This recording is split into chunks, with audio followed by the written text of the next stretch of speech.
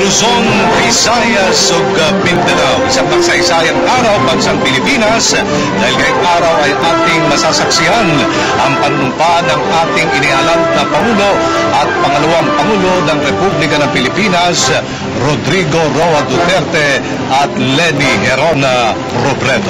Aljo, dala nila ang hangad ng bawat isang Pilipino, ang tunay at ganap na pagbabago at pagkakaisa para sa isang maayos at maunlad na Pilipinas. Samahan niyo po kaming iatid ang mga mahalagang kaganapan sa araw na ito dito po sa Palasyo ng Malacanang.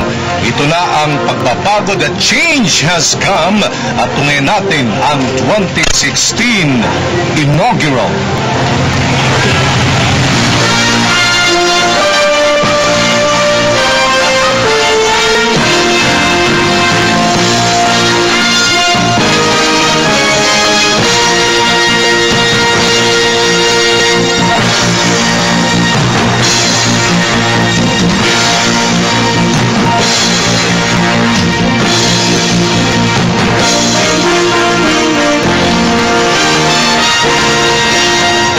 Maayong buntag sa atong mga igsoon diya sa Dakbayan sa Davao, diya sa atong mga igsoon sa Dakbayan sa Sugbo, mga Bisaya na atong mga igsoon, at sa lahat ng mga sambayanang Pilipino, magandang umaga.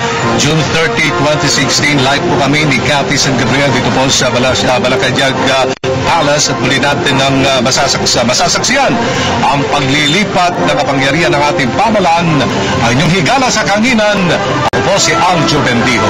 Magandang umaga bansang Pilipinas, ako po si Cathy San Gabriel at inyo pong nasasaksihan ang mas pinalakas at pinalawak na special coverage ng inyong telebisyon ng bayan, ang People's Television Network, at masasaksihan nga po natin, gaya ng nasabi ng aking partner na si Aljo, ang inaugurasyon ng President-elect Rodrigo Duterte at Vice President-elect Leni Robredo. So tayo po ay napapanood live sa telebisyon ng bayan, People's Television Network sa Channel 4. Meron din po tayong live stream sa www.ptv.ph, sa aming Facebook page at sa regional station sa buong bansa ng People's Television Network, ang inyong media ng bayan. At huwag po nating palalampasin siyempre ang makasaysayang araw na ito para sa bawat Pilipino. Alam mo, Aljo, mga kaibigan, mapalad po ang inyong People's Television dahil kami po ang natatanging television network na pinayagan na mag-broadcast live mula po sa loob ng Palasyo ng Malacanang, doon po sa Rizal Hall, kung saan gaganapin ang programa ng oath-taking at inaugural ni President-elect Rodrigo Duterte. Well, medyo makulimlim at umambon, no? Dito po sa loob ng Palasyo ng Malacanang, and hopefully mamaya ay hihina ang pag-ambon na ito para sa gagawing arrival at departure honors ng incumbent President Aquino and President-elect Rodrigo Duterte. So nakakataba po ng puso. Alam mo, Cathy, nakakataba talaga ng puso dahil hindi lamang ako isang Davaoenyo, very proud ako na ang susunod na Pangulo ng ating bansa ay nanggaling sa Davao at anak ng Mindanao. Kauna-unahang Pangulo na nanggaling sa Mindanao. At mamaya, Aljo, mayroon tayong remote point sa Davao kung saan nakasetup doon ng isang malaking LED screen na nanunood ang buong Pilipinas. Pero syempre excited po ang mga Davaoenyo kung saan nanggaling po at namuno ang ating President-elect. Okay, so samantala mga kaibigan ay silipin naman natin, no? Kasi hindi lamang po ang inauguration ng President-elect Rodrigo Duterte ang ating ibibigay po sa inyo. Siyempre ang inauguration din ng Vice President-elect Robredo. So silipin natin ang pagandang sinasagawa ngayon dyan sa Lungsod Quezon sa gaganaping panunumpa ni Vice President-elect Leni Robredo. Pero mamaya na, hindi pa yata ready. Pero bago yan, tama na natin ating kasama si Rocky Ignacio sa loob mismo ng Palasyo ng Malacanang. Rocky! Yes, maraming salamat. salamat, makasaysayang umaga sa iyo, Aljo and Cathy. At nandito nga tayo sa Rizal Ceremonial Hall. Ito po ay isa sa pinakamalaking bulwagan dito sa Palasyo ng Malacanang. Kung niyo pong makikita ay napakasimple po ng disenyo dito at ang ating pong mga kasamahan sa ITVM at dito sa maging sa Palasyo ng Malacanang ay bawat detalye hinihimay-himay pa para nga sa isasagawang panunumpa ng ika-16 na magiging Pangulo ng Pilipinas, si President-elect Rodrigo Duterte. Mapalad po ang PTV at tayo po dahil isa po tayo sa mga nabigyan ng pagkakataon para po makapasok dito sa Rizal Ceremonial Hall para tunghayan ang magiging panunumpa ni President-elect Rodrigo Duterte. Ang iba po pong mga kaganapan ay ibibigay namin sa inyo maya-maya lang. Salamat, Rocky Gracio. Yan po sa loob mismo ng Palasyo ng Malacanang. At Jo, gaya nga nung nasabi mo kanina, no, binabantayan at inaantabayanan din natin ang magiging inaugurasyon ni Vice President-elect Leni Robredo at nakatutok sa Quezon City ang ating kasamang si Ria Fernandez. Ria.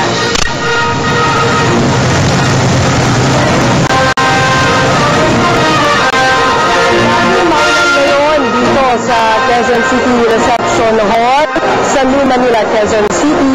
Pero gayon pa man ay all set pa rin ang paghahanda para sa nakatakdang inaugurasyon ng ating ika-4 na presidente na si Vice President-elect Leni Robredo. At ngayon nga po ay marami na pong mga key personality, mga politiko ang dumating dito sa Quezon City Reception House na makikiisa nga sa kanyang panunumpa mamayang ganap na alas 9 ng umaga. Kabilang dito si outgoing Secretary ng DSWD na si Secretary Dinky Soliman, gayon din po si Senadora Bam Aquino, andito rin po si 2nd District Caloocan Representative Eli Erice, gayon din po si former NYC Chairperson at ating anchor sa PTV Special Forum na si Gio Tingson. At sa punto ito po ay makakasama naman natin ang tagapagsalita ni VP-elect Leni Robredo, walang iba kung hindi si Ma'am Georgina Hernandez. Magandang umaga po, Ma'am Georgina. Magandang umaga po. Opo. Kamusta po ang ating mga last-minute preparation para po sa inauguration? Tayo naman po ay handang-handa na para sa pagsisimula ng inaugurasyon na magsisimula sa alas 9 ng umaga. Dahil matumulan, mayroon naman tayong rain plan. Sinigurado natin na may sapat na mga payong at syempre may tent naman po na nakaset up dahil nakita natin na may posibilidad talagang umulan ngayong araw. Ngayon, pagdating po ni VP Leni ng alas 9, may flag raising ceremony ho tayo. Pamumunuan ho yan ng 4 na mga kinatawan mula sa mga basehang sektor, mula sa urban poor, persons with disabilities, kasama rin po ang Bangsamoro Women, pati na rin po ang mga farmer sector. Pagkatapos ng flag raising na siyang unang-unang mangyayari ngayong umaga dito sa Quezon City Reception House ay pupunta na po sa entablado para sa multi-faith prayer at oath-taking at maririnig natin ang 10 minutong talumpati ni Vice President-elect Leni Robredo na sasabihin niya sa wikang Filipino at doon niya ibabahagi ang kanyang mga plano para sa kanyang first 100 days. Ma'am, is she here?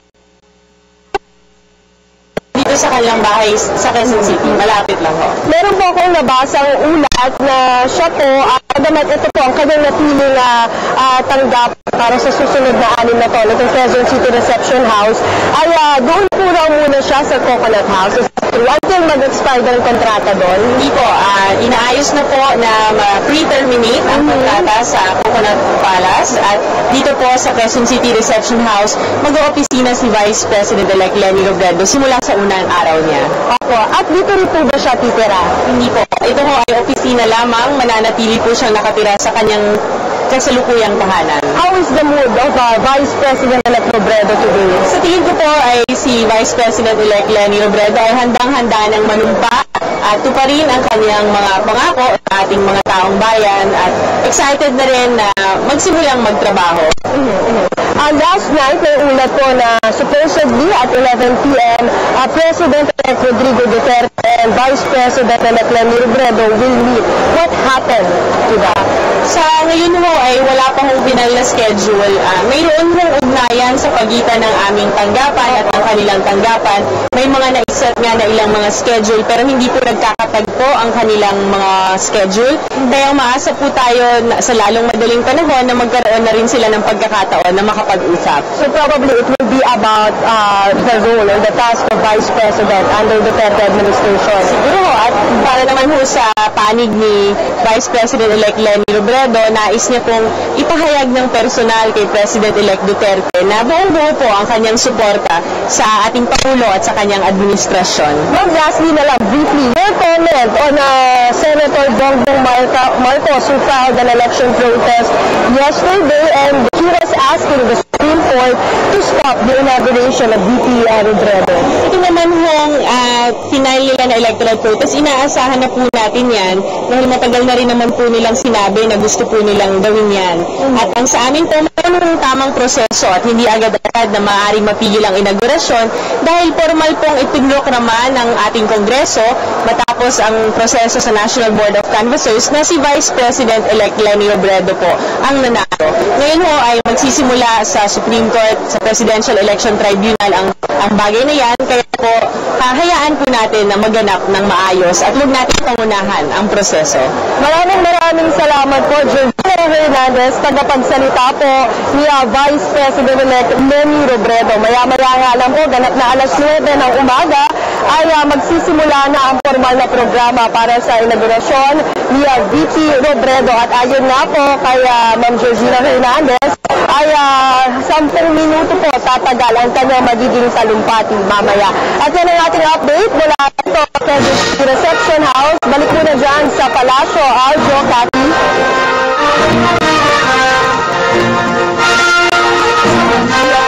Nagulat live mula sa Quezon City Reception House kung saan, Aljo, nakita natin nag-uumpisa ng magdatingan yung mga panauhin na matutunghayan ang magiging inaugurasyon ng ating Vice Presidente Leni Robredo. So, mauunang manunumpa si Vice President-elect Robredo, alinsunod yan sa law and succession sa political law. I-explain natin yan mamaya. Anyway, mga kaibigan, dire-diretso na ta sa Dakbels Davao. Kamusta na itong sitwasyon dito sa Dakbels Davao? Naka-live ang atong kauban sa PTV4, si Sweden Velado. Diyan sa Dakbels Davao, Sweden. May buntag, kamusta niya? Sa Aljo.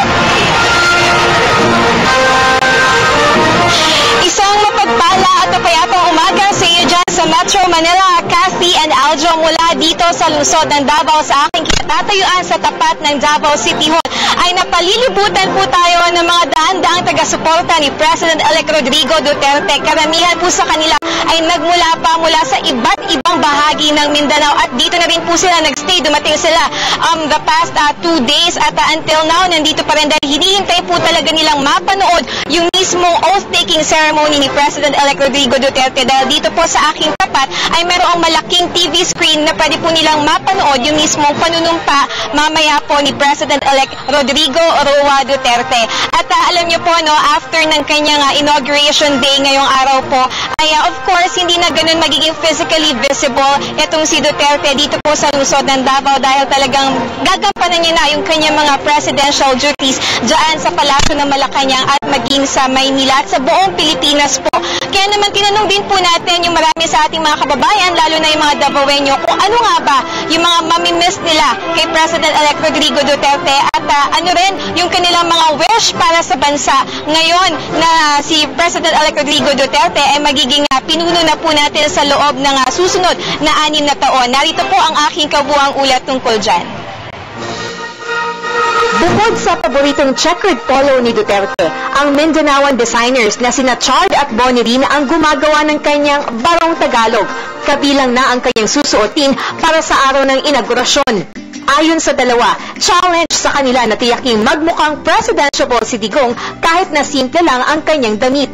Kwento ni Chard, ayaw umano ni Duterte ng telang makati sa katawan. Kaya naman, actually, yung mga materials na ginamit natin, same lang lahat. That's pinyahusi.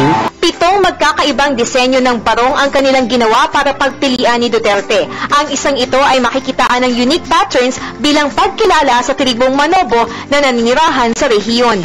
Sa mga barong, may mga unique patterns doon, may mga Mindanawans design doon na makikita natin. Samantala, naagaw ng aking pansin ang creative Duterte buttons na ito na ayon sa may-ari ng boutique ay libreng ipinadala sa kanila ng isang supplier para gamitin sa future casual at formal wear na gagawin nila para kay Digong. Ayon kay Beng Mejos, kabisado na nila ang taste ni President-elect Duterte sa damit at pantalon dahil sa dalas niyang magpatahi sa kanila. This is for 42 years, siguro magaling yung cutter namin. The craftsmanship, the quality, is clean inside out. And probably the fit. Sa aking pakikipagkwentuhan sa mga empleyado ng boutique, nakilala ko ang favorite master cutter ni Duterte na si Mang Ernie. Siya ang madalas nakatoka sa fitting ng mga damit ni Duterte. Ako kasi, pag sinusukatan ko siya, babasahin ko muna yung katawan ng tao. Kung low shoulder, high shoulder, kuba, ganyan pa naman siya, di ba? So ano siya, sir? High shoulder, low shoulder? Standard ang shoulder, pero medyo ganyan siya na konti. So, may different measurement back and front. So, ganun mayari. Tapos, siya naman kasi, siguro sa sobrang tiwala, sabi niya, ikaw na bahala kung bagay sa akin. Ito po yung fitting room kung saan lagi nga nagsusukat si President-elect Rodrigo Duterte ng mga ginagawang polo barong at barong Tagalog na kanya namang sinusuot sa mga formal occasion at naging sa mga casual events. So tara, silipin natin. So ayon po sa favorite master cutter ni President-elect Duterte, pagpasok niya ng fitting room ay agad na siyang dumediretso dito sa kanyang favorite cubicle sa gitna para tingnan kung tama ba ang fit ng kanyang barong Tagalog o yung favorite niya rin ng mga checkered polos maging yung bagsak ng kanyang pantalon. Ayon sa designers ng mga damit ni President-elect Duterte, isang karangalan na mapagsilbihan ang kanilang simple at down-to-earth na kliyente. Bilang kauna-unahang Mindanaoan President, tagumpay din nila ang pagkapanalo ni Duterte. Ang lungsod ng Davao, hindi lang kilala bilang lugar na pinagmulan ni President-elect Rodrigo Duterte dahil tahanan din ito sa mga malikhain at mahuhusay nating local fashion designers. Dito sa shop na ito ginawa ang barong Tagalog ni President-elect Duterte para sa kanyang inauguration day.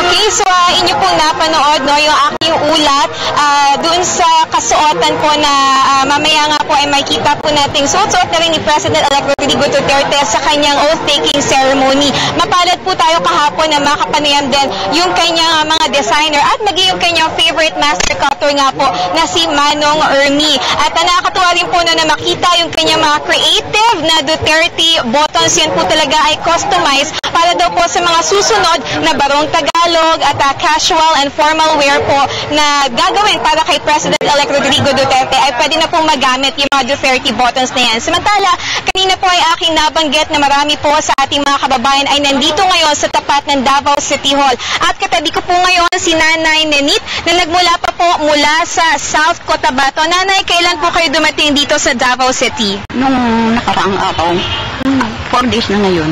Okay, 4 na araw na po kayo ngayon dito sa Davao. Nanay, bakit po kayo nagtsatsaga na magstay dito sa lungsod ng Davao? Kasi nais namin makita si President new elected Duterte. Opo, pero alam niyo po si President-elect Duterte naman ay wala dito sa Davao. Nandoon siya ngayon sa Manila. Sapat na po sa inyo ngayon na mapanood siya kahit sa screen. Bakit po? Kasi tuwang-tuwa kami kasi meron kami mga wish sa kanya. Ayun, okay, sige. Nabanggit niyo, Nanay, yung wish. Ano po ba yung mga wishes ninyo para sa ating buong bansa na nais niyong hilingin kay President-elect Duterte? Ang hihilingin ko po, number 1, narinig namin yung no to drug, yung kurakot nagsiservisyo sa gobyerno. Nanay, bakit po kailangan talagang sugpuin yung drugs and corruption sa bansa? Ang dami naman kasi kung drug, ang daming nababaliw, nasisiraan ang ulo. Correct po. Ano po yung pangalawa niyo pang wish? Yung pangungurakot sa gobyerno. At yung sunod naman ay wish ko rin yung sana ang lahat ng mga senior citizen magsimula sa 60 ang edad pataas Sana may pensyon na. Alright, okay. Syempre, nanay, kayo po ay makikinabang dyan. Ilang taon na po ba sila? Ako, 65 years old. 65 years old. Alright. Nanay, ngayon po ay pang-apat na araw nyo na. Kailan nyo po balak bumalik sa inyong lugar? Baka ngayon 1:30. Mga alauna. Okay. Alright. So, atin pong nakausap si Nanay Ninit mula pa po sa South Cotabato na talaga namang inaantabayanan yung mismong panunumpa mamaya po ni President-elect Rodrigo Duterte. Yan po muna ang latest live mula rito sa Davao City. Back to you, Cathy and Aljo.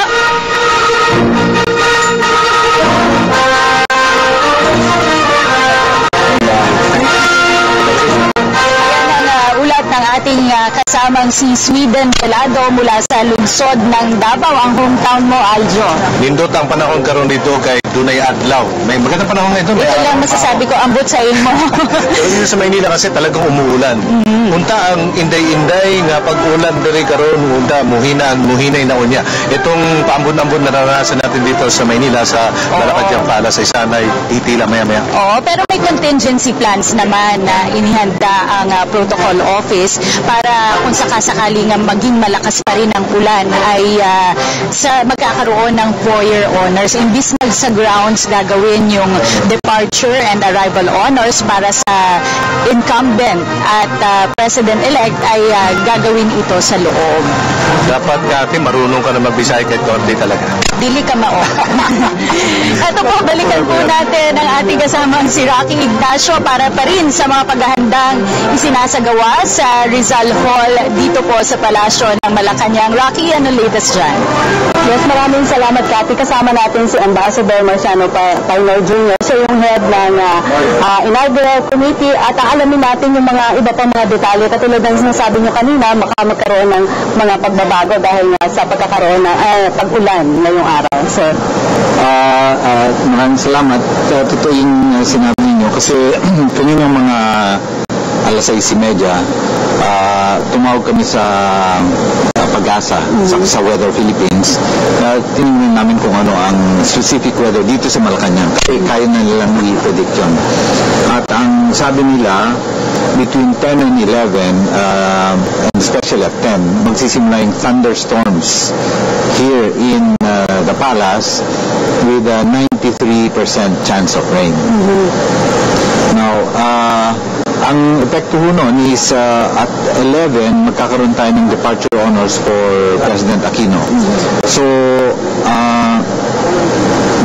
dinicide namin na ang departure honors will be indoors.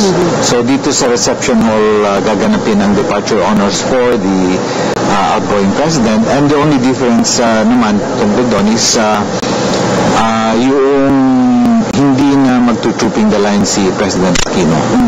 Yun.